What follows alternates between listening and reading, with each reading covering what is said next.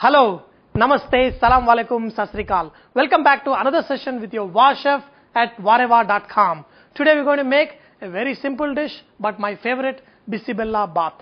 Bisibella Bath literally means hot lentil cooked with rices. In this dish, we use a lot of spices and lentils that we grind and we make into a powder and add to the dish. At the same time, we use a lot of vegetables and rice and lentil cooked together.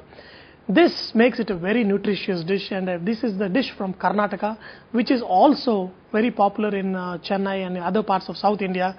So to prepare this dish, all we're going to do is add a little bit of oil, add around 1 tablespoon of oil. In fact, I would rather use deshi ghee, but today I'm using oil.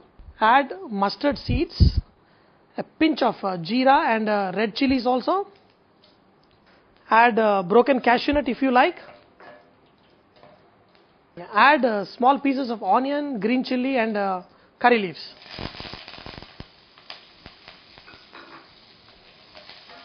Add a pinch of hing.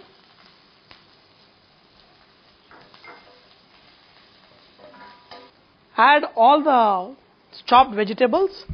I made sure I cut them into small pieces. And I've got some eggplant also. Just make sure you saute them little and then add turmeric. Saute these vegetables little bit, then add soaked dal and rice.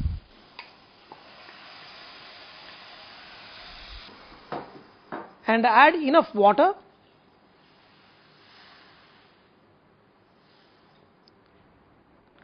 Just cover it with the lid and let it boil till the rice is very well cooked and the dal is almost mashed up and all the vegetables are very soft. The next step is to make the spice powder for the Bisibella Bath. For this, all you have to do is dry roast all the ingredients, make a powder. Okay. So first I'm going to add a little bit of red chilies. You're not going to add any oil in this because we want to dry roast. When these get totally dried up, they get so brittle and very easy to make fine powder. Very little of fenugreek seeds. Do not add too much because it can make your Bisibella Bath bitter if you add too much of fenugreek seeds. Add a pinch of mustard. Now whole garam masala. Here I've got cinnamon, cloves and I've got cumin. I've also got cardamom. A lot of people don't prefer to use cardamom in this, but I just added 2 pieces. Now you can hear the spluttering of mustard seeds.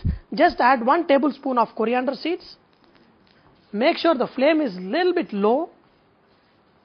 Okay. And once your coriander seeds also are slightly colored, add chana dal, around 1 tablespoon of chana dal and 1 tablespoon of urad dal. Okay. Now when these ingredients are almost dry, add coconut powder, or here I've got freshly chopped coconut, but make sure you cut them into small pieces because when you dry roast them, it should become a little bit dry. Now I have dry roasted all these ingredients and I'm going to put it in a blender. Powder for the Bisibella Bath, it's not very fine, but you can see the coarse flakes of chili. Now when the dal and the rice is almost 3/4 cooked, you can add some chopped tomatoes also. Tomatoes and ginger garlic is optional. I added tomatoes, but I skipped ginger garlic because, traditionally they don't add. But if you like to add a little bit of ginger and garlic, it's going to enhance the flavor even more. Add salt to taste. You can add some more water if you think you need to. When the dal and rice are almost getting cooked, then you can add this Bisibella Bath powder what we made. As soon as you add this Bisibella Bath powder, you can add tamarind juice. Tamarind juice to suit to your taste. If you like it a little bit sour, you can add a little more of tamarind juice. If you like it a little less sour, you can add a little less.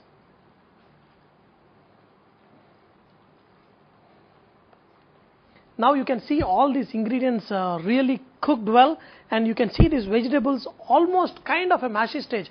If you press them, they kind of literally melt away, and Even the rice is almost losing its texture, and dal is also cooked very good.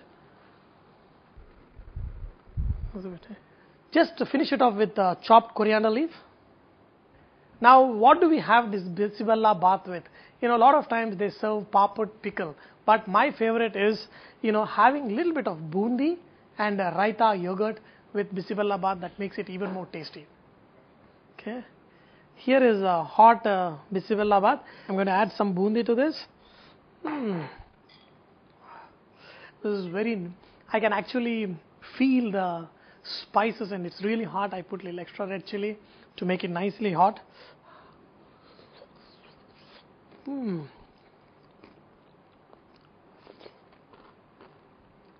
A perfect bismillah bath.